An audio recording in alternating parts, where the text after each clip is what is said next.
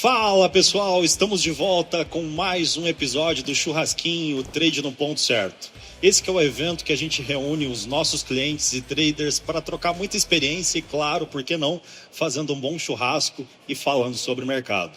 No episódio de hoje, nós vamos falar sobre PNL, sobre a parte comportamental, sobre a parte mental. E para falar sobre isso, vem para cá, Tamara. Seja muito bem-vinda ao nosso episódio do Churrasquinho. Muito obrigado pela sua presença. E eu sempre começo perguntando, qual o ponto da carne? Ao ponto. Ao ponto. Fique à vontade para se sentar e a gente vai preparar aquela carninha no ponto.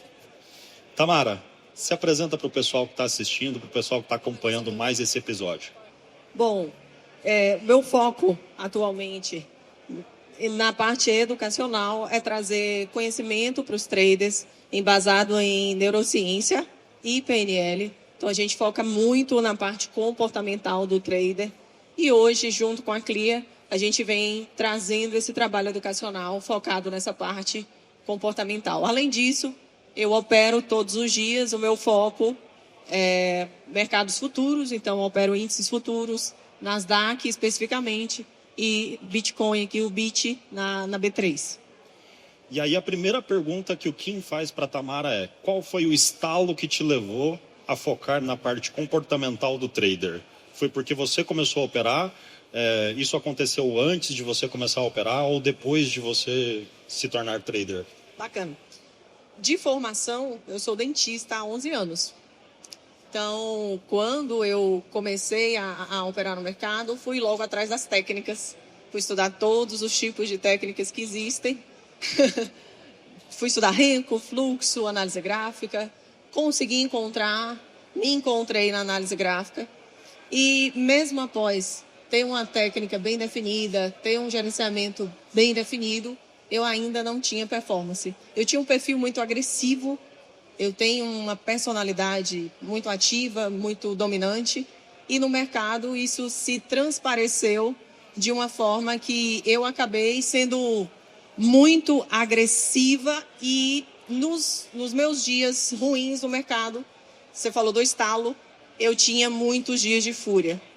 Então, para quem está em casa, no meu caso, o estalo foi ter frequentes dias de fúria, e aquilo me trouxe a preocupação de ter que estudar a parte comportamental. O dia específico foi um dia em que eu tive um dia de fúria. Até contei essa história no Gamecast, onde eu fiz 78 operações, um dia de fúria fortíssimo. Eu saí do mercado às 5h30 da tarde, vomitando. E aí, depois desse dia, por ser da área de saúde, aquilo me despertou. Percebi que tinha algo a mais ali, não era só técnica, não era só gráfico. E por estudar também a parte farmacológica, fisiológica na área de saúde, eu percebi que tinha alguma coisa ali que eu teria que estudar além mercado, além tela. E ali me deu um estalo. Falei assim, não, agora já entendi a técnica, já entendi gerenciamento, agora eu vou estudar a parte mental. Então fiz formação em neurociência, PNL, justamente por conta disso. Tamara, a gente sabe que o bendito dia de fúria, ele é muito comum entre os traders, até mesmo aqueles que já estão em um nível intermediário / avançado. Qual o principal pilar para trabalhar e corrigir isso mais rapidamente? Primeira coisa que o trader que tem dias de fúria frequentes deve fazer é investigar, primeiro, entender que todo dia de fúria carrega um comportamento repetitivo. O trader precisa entender que todo dia de fúria carrega o que eu chamo de um episódio específico que se chama luta e fuga. Então, quando o trader entra num estado de fúria, significa que, mentalmente falando e fisiologicamente falando, ele passa por um episódio que na neurociência a gente explica como luta e fuga. Ou seja, o trader ele perde todo o campo racional e entra em ação todo o seu campo emocional. A gente costuma explicar que nesse episódio de fúria em si, o trader ali ele já perde todo o seu raciocínio lógico. E aí você falou do pilar. Estude os seus comportamentos repetitivos. Atrás deles estão os gatilhos que te fazem se sabotar. Esse é o pilar principal, estudar o que vem se repetindo nos dias de fúrias para cortar os gatilhos. E eu gosto de fazer um adendo. Costuma dizer, você precisa controlar suas emoções. Cientificamente, na base da neurociência, não existe controlar a emoção. Você não controla a emoção, porque a emoção é uma descarga elétrica cerebral. Então, o que você faz? Para quem está em casa, no momento em que você se percebe alterado na frente da tela, você tem que entender que aquela descarga de emoções você não vai controlar. Uma vez instalado o episódio, onde você está numa crise de ansiedade, num episódio de luta e fuga na frente da tela, aquilo você não controla. Mas o que você faz? Você tem que cortar os gatilhos que te fazem chegar àquele ponto. Exemplo, o trader frequentemente devolve lucro. Aquele trader que começa a fazer um bom lucro, e aí chega num certo ponto, ele devolve, e quando ele volta para o zero, ele cai na fúria. Perceba, o problema aqui não foi o 0 a 0. O problema é quando ele admitiu devolver o lucro. Entende? Então, aqui, nesse momento em que ele escolheu devolver o lucro e não racionalizou isso, a gente chama isso daqui, para a gente que está estudando a parte mental, aqui é o gatilho. Pegou? Então, o problema começa no gatilho que fez ele desenvolver aquela fúria. Aqui foi só um exemplo. Mas, assim, causas de autossabotagem para um trader são inúmeras. Você acredita que a rotina, desde o condicionamento físico, a maneira com que a pessoa conduz a vida, o meio onde ela vive, interfere na performance dela e, claro, na busca pelo equilíbrio, pela disciplina, para evitar o dia de fúria? Eu carrego um mantra comigo. A sua rotina, ela dita de fato como você pensa. Me diga a sua rotina e eu te digo como você pensa. Ou seja, uma pessoa que tem uma rotina desregrada, que leva uma vida desregrada, um trader que tem uma vida desregrada, é um trader que vai trazer para frente da tela esse tipo de padrão. É inegável. No meu caso, eu tive que refazer todo o meu estilo de vida.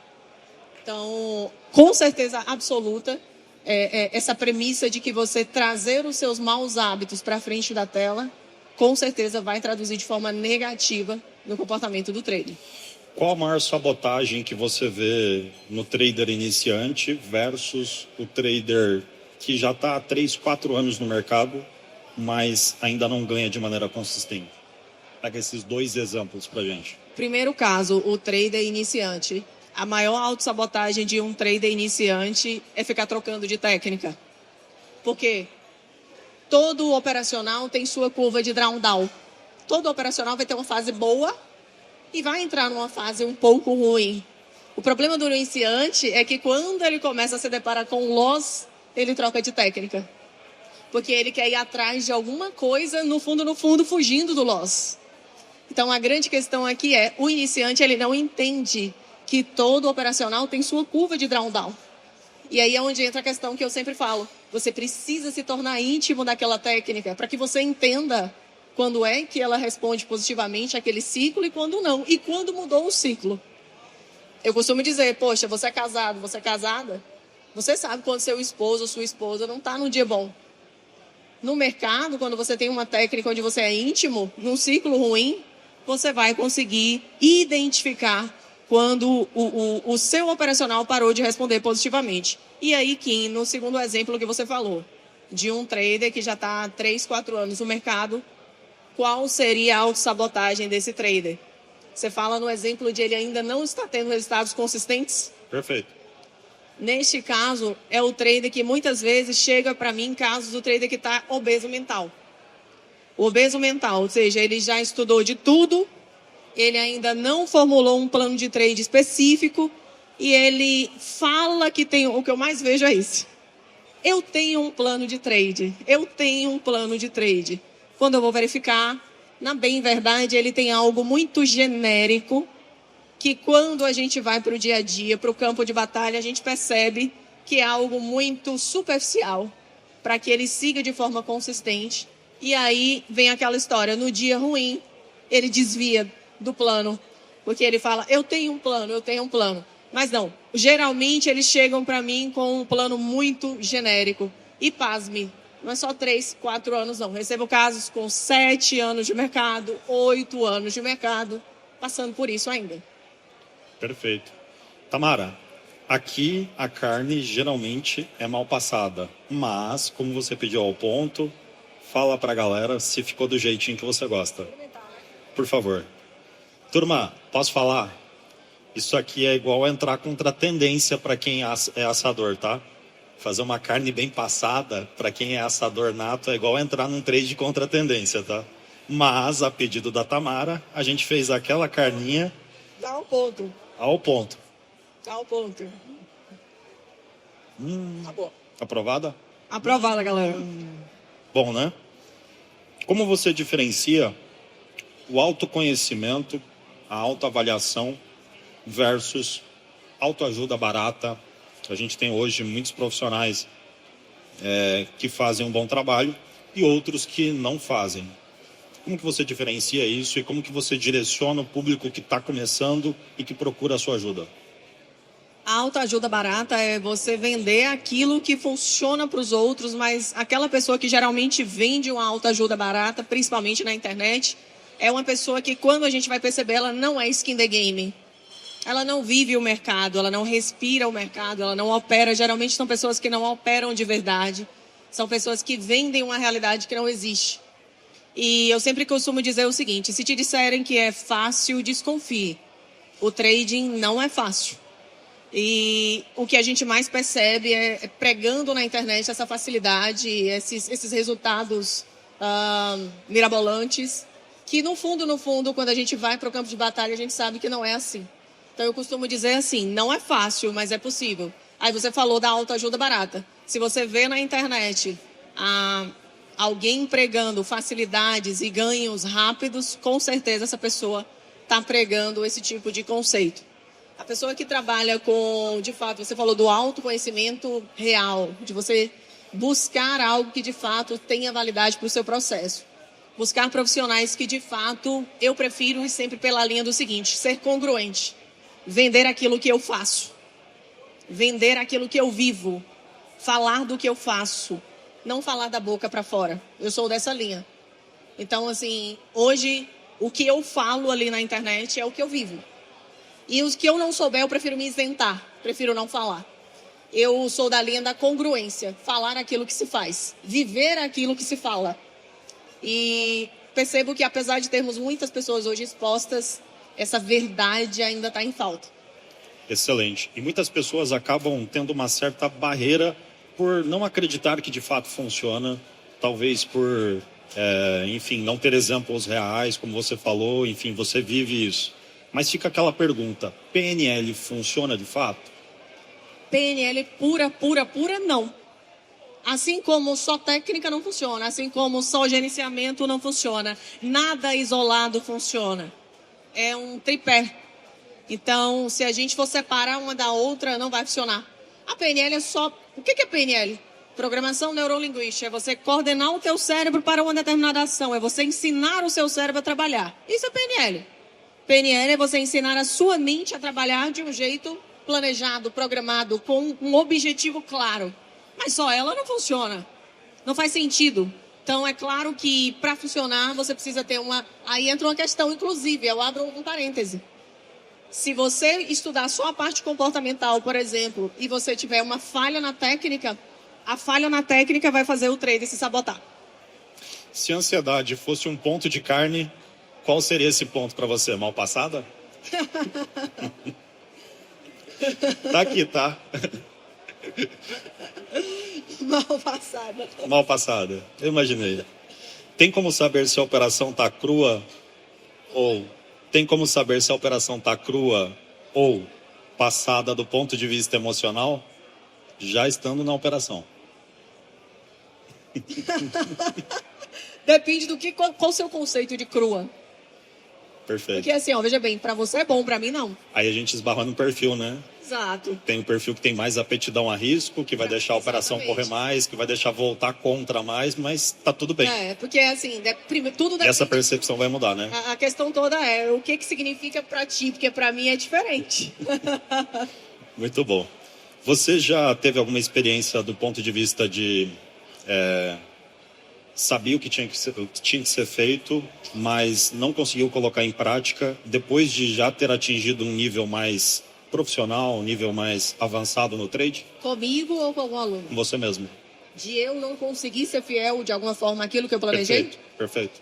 Afinal, somos seres humanos. Sim, né, Tamara? eu costumo dizer o seguinte, os dias de fúria, eles sempre vão existir para qualquer trader, porque somos humanos. A grande questão, e eu costumo explicar o seguinte, todos temos zonas vermelhas e as suas zonas vermelhas, isso serve muito para quem está em casa. As suas zonas vermelhas, elas não vão deixar de existir, ou seja, os nossos pontos fracos não vão deixar de existir na frente da tela. Você tem os seus, eu tenho os meus, só que tem um detalhe.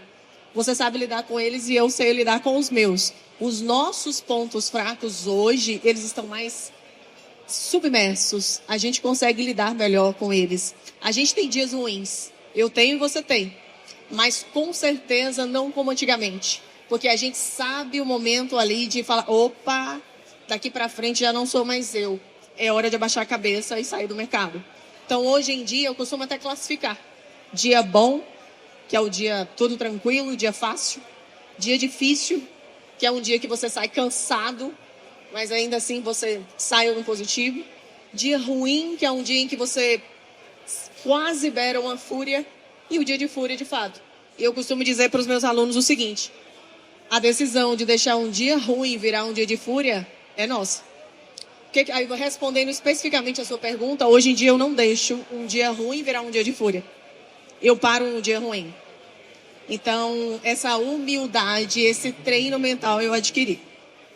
Excelente. Eu hoje, depois de 20 anos de mercado, ainda me deparo com uma situação onde talvez você compactue disso também, compartilhe disso, que muitas vezes a gente peca pelo excesso de confiança. 20 anos depois você vê a condição, você vê o padrão, e aí eu tenho também um espírito mais competitivo, isso comigo mesmo, em fazer acontecer, e às vezes você acaba sendo mais agressivo, e quando você descobre que a operação deu errado, você revisa e percebe, poxa, essa operação aqui eu poderia ter evitado. Então hoje eu me pego muitas vezes pecando pelo excesso de confiança, entende, Tamara? E aí a pergunta é, isso acontece com você também, mesmo você tendo a técnica e o controle emocional?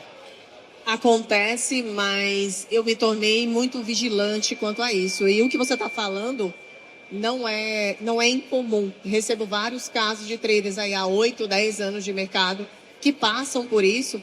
E a grande questão é, os dias ruins desses traders que já estão com anos, como é o seu exemplo que você citou, esses traders, eles, quando chegam num dia em que toda a análise foi feita, efetuou a melhor operação possível, o mercado não correspondeu àquilo que você esperava, que entra uma palavra-chave que você citou. Quando você se vê nessa situação, você está sendo alimentado por expectativa. E eu gosto muito de um mantra, para quem está em casa, seja flexível com suas expectativas e rigoroso com as suas regras. O que o trader faz geralmente? Ele é muito rígido com as expectativas e flexível com as regras. Você, que citou para mim esse exemplo, quando você se vê assim, pode ter certeza que naquele dia você inverteu essa ordem. Você vai estar sendo muito rigoroso com suas expectativas e flexível com suas regras. Então, ter isso na mente, cravado na mente, quando a gente se vê nessa situação, a gente fala, opa, nessa operação eu me alimentei de muita expectativa. Sensacional. Porque o que o mercado vai fazer não é da nossa ossada. A gente faz, o que está no nosso comando, é aí que eu falo, o grande poder é focar na tua autovigilância, não é autocontrole. O que se prega por aí, controle emocional, isso não existe. O controle que existe de verdade, na base da ciência, é autovigilância. Esse existe. Sensacional.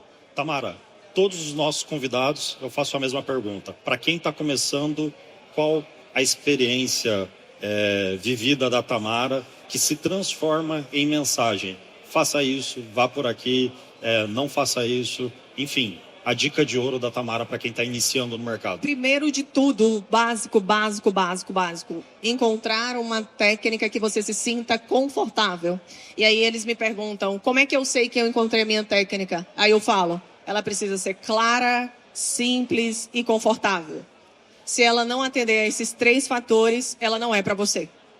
Segundo passo, não pular de galho em galho. E aí eu costumo dizer, faz backtest até o seu olho sangrar daquilo. Mas é fazer mesmo. Na minha época eu fiz mais de 2.000 backtests da técnica que eu uso hoje. Para que eu pudesse validar para o meu cérebro que aquilo funciona.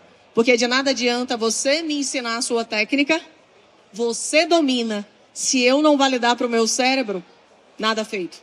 Eu não vou conseguir ser fiel àquilo no dia ruim. E eu não fiz isso lá no passado. Você pediu para eu deixar uma lição.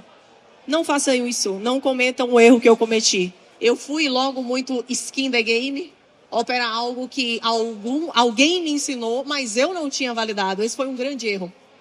Eu sou da linha de que você precisa primeiro fazer, de fato, aquela sequência de backtests, vai, de fato, para o campo do replay de mercado e só depois você entra, de fato, para a operação em campo real. Eu não fiz isso. Foi um grande erro. Sensacional. Tamara, para quem quer acompanhar o seu trabalho, fala um pouquinho quais são as suas redes sociais, onde o público encontra você, onde o pessoal pode se conectar com o seu trabalho e buscar ajuda com você. @EuSouTamara, _. Bem fácil o meu Instagram. Maravilha. Tamara, muito obrigado. Foi um prazer. Beijo para quem está em casa. Tenho certeza que a gente precisaria de algumas horas para falar de tudo que precisa. E eu gostaria de repetir esse bate-papo, se não em um próximo episódio do Churrasquinho, quem sabe, enfim, em um podcast juntos. Tamo junto, Kim. Muito obrigada. Turma, uma salva de palmas para a Tamara. Esse foi mais um episódio do Churrasquinho. E claro, te espero você na próxima edição.